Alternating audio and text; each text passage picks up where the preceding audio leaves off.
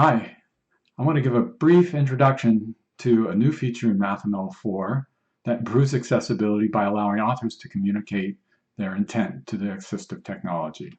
I'm going to start by talking about the past and the future. The present is very fleeting, so I'm going to skip that. MathML started way back in 1998. It was the second application of XML, approved by the W3C. It's had variable success in terms of rendering in the browsers, but the accessibility success is great. It's supported by all the major screen readers, JAWS, NVDA, VoiceOver, Orca, and they support it by providing speech, by providing navigation of the math expression, and importantly, Braille on the refreshable Braille display. It's important to note that Braille for math is different than the words that are spoken. One problem, though, is that there's ambiguous notation in math. So I have three expressions here. The first one might be spoken as x raised to the nth power.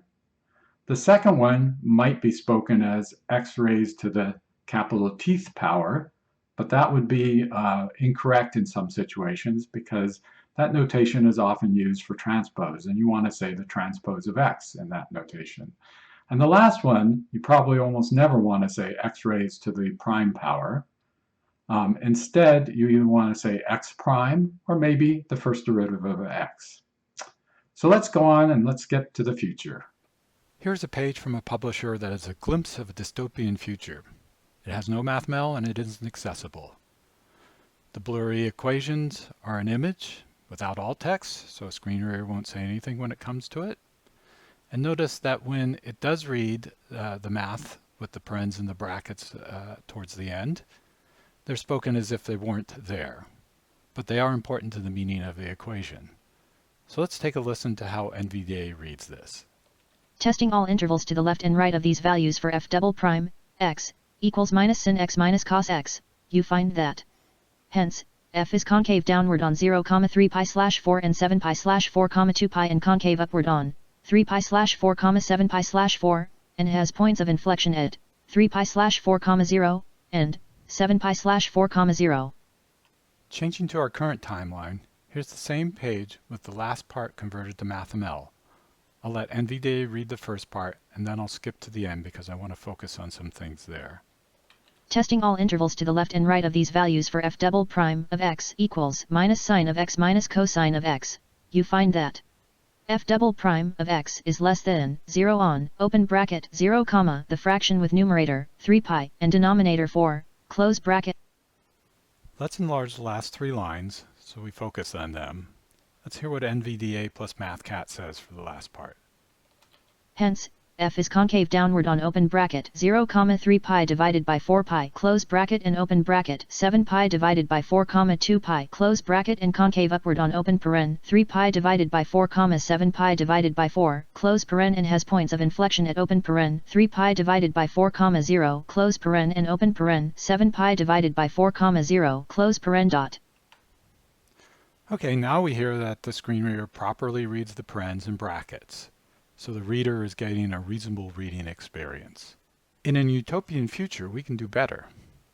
First, a little grade school math refresher, because understanding math leads to this utopian future. The first two bits of math with brackets are closed intervals. All the points between the values, including the endpoints, are part of that interval. The next bit of math with parens is an open interval. The endpoints are not part of that interval. And the final two bits of math with parens are not intervals at all. They are points in the plane and share the same notation as an open interval. On this page, I have modified the equations with a new feature in MathML 4 that allows authors to tell assistive technology how to pronounce those bits of math. Let's listen to NVDA with MathCat. Hence, f is concave downward on the closed interval from 0 to 3 pi divided by 4 pi and the closed interval from 7 pi divided by 4 to 2 pi and concave upward on the open interval from 3 pi divided by 4 to 7 pi divided by 4 and has points of inflection at the point 3 pi divided by 4, 0 and the point 7 pi divided by 4, 0 dot. Well, what's the magic that makes that happen? The future always involves a little magic, and the magic in MathML are two attributes, intent and arg. So in the case of an open interval, I have an example here, and I have intent equals open dash interval, and then I provide in a little functional notation the two arguments to that. I'm not going to get into the details. If you want the details, please take a look at the MathML spec. It's in an editor's edition. I think the first public working draft should be out by the time you see this. It's at w3c.github.io/mathml/spec, spec.html, #mixing_intent. Also, I invite everyone to come to the MathML Working Group meeting on Wednesday at 9 a.m.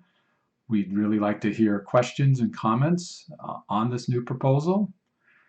And there's another part that to the MathML Working Group that I haven't talked about, which is the efforts on MathML Core, which is getting MathML in better shape for browsers. If you want to know more about that, please listen to Brian Cardell's video. Thanks for listening.